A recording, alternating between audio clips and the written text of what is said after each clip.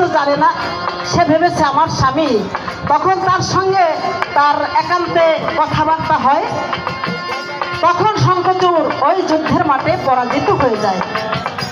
শঙ্খচূড় এসে অভিশাপ দেয় যে তুই অসতী হয়ে গেলি আর আমার মরণ হইল, তোকে আমি অভিশাপ দিয়ে গেলাম, তুই আর মানব রূপে থাকতে পারবি না, তুই একটা বৃক্ষে পরিণত হয়ে যাবি, বৃক্ষ হয়ে যাবি, গাছ হয়ে যাবে। তখন সতী তুলসী একটা তুলসী গাছ হয়ে গেল। এবং শুধু তাই না, ওই যে পুরুষের অভিশাপে নারী গাছ হয়েছে না, সে নারীর অভিশাপেও আর একজন পাষাণ হয়ে গিয়েছিল, অর্থাৎ পাথর হয়ে গিয়েছিল, শিলা হয়ে গিয়েছিল।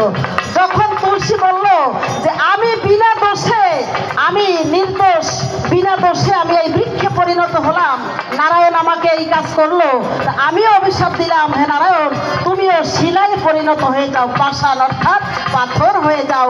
দেখবেন সনাতন ধর্মের বাড়ি বাড়ি যেখানে একটা তুলসী গাছ আছে তার গোড়ায় একখণ্ড শিলা আছে, পাথর আছে, আছে না?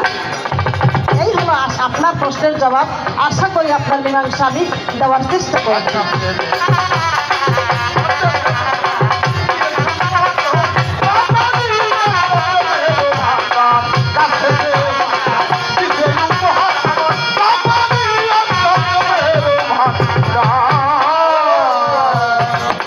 এই নারীর কাছে আছে একটা পুরুষ ধরা